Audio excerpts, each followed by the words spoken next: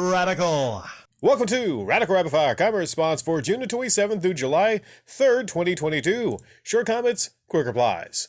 R. Shadio. I'm an offline guy. So yeah, single player is always a plus in my book. When it comes to single player or multiplayer, I'm playing them all offline. Well, you know what? I'm also an offline guy. I really play games online.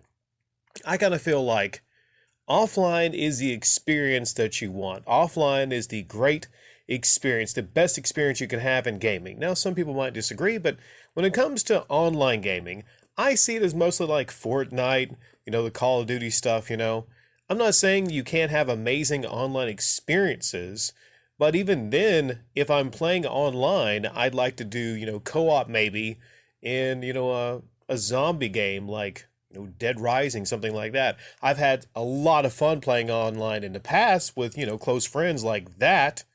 But I think mostly right now, if you want the dedicated best gaming experience, it's offline. Sean A., that's a good lot. You could definitely flip them for more. Yeah, instantly when I saw the LA Noir there, and I'm selling that for $15. It's in amazing condition, right?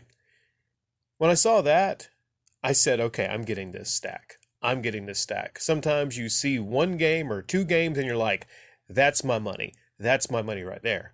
But beyond the money in that stack, there's a lot there that I might just want to play. I just might want to play some of those games and keep some of those games. So definitely a great value. The same guy, I got some stuff from him that wasn't as good as a value, but that was me just doing him a solid, just doing him a favor, because he gave me such a great value on that. And this guy was actually responsible for the most amazing $20 haul I think anyone might have ever had at the flea market. So that was months back, but still, I made a good bit of money from that haul where he actually directed me to a table and $20 for the whole table. So I do owe this fellow. TG 5455. Some people in the sports media are super Lakers fans, so it doesn't surprise me that they want KD to the Lakers, but it's ignoring that they have this infection for the Lakers. I see KD going to the Heat more than the Suns because I don't know if the Suns could get KD. Well, I don't know if any of these teams could really get KD right now.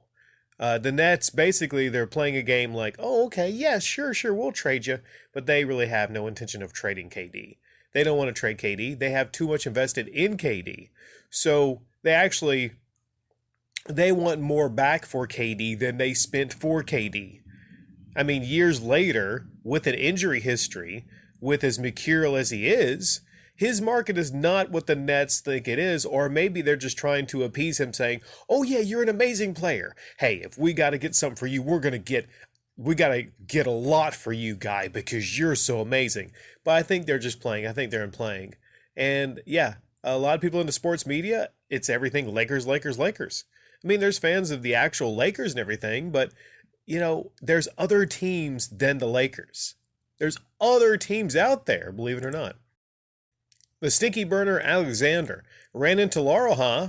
Watch out, Aaron, laugh out loud. Well, no, that wasn't Laurel. It was not. I don't know if I described one of the females Laurel-like, but Laurel is not that. I know everyone has their different ideas on what beauty is, and beauty is the eye of the beholder, of course, but I don't think Laurel is attractive at all. Now, maybe to Aaron, maybe she's just gorgeous. But, here again, like, look at Aaron. Yeah. If it came down to it, let's say I wanted Laurel, or any of you wanted Laurel, probably all you got to do is just distract Aaron and give him some rare video games. And he would be looking over the video games and probably wouldn't even care what was going on in the other room. Rune Mamba. What's the point of these contracts if you can just force your way out of them whenever you want? I miss the old late 2000s, early 2010s NBA when players actually wanted to play, like Tim Duncan, Spurs Dynasty, and Dirk Nowitzki. Now all the stars are drama queens and quit on their team soon as things get a little wrong. Yeah, things go south, and then they quit. And then they want out really quickly, like KD. Quit on his team and then went to the Warriors and then won some titles with the Warriors, but he wasn't getting all the credit. So then he wanted to go to the Nets and prove that he was the man, that he could bring them a championship. Well, we all know how that turned out. So now he fixing to run again. He's fixing to go somewhere else again. And, Kyrie, you said, trying to crawl back to LeBron. Rune, you said you don't want Kyrie on your team. Your favorite team is the Lakers. You said you don't want Kyrie on that team.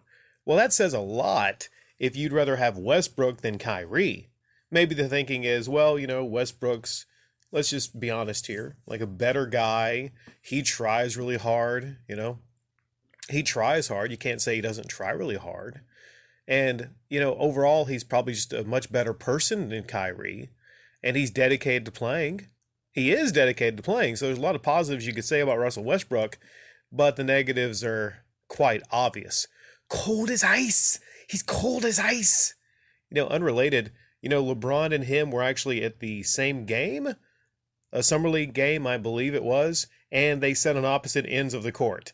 They didn't even interact with one another. So, I tell you, Rune, you might not want Kyrie on your team, but King LeBron, he definitely wants Kyrie on that team.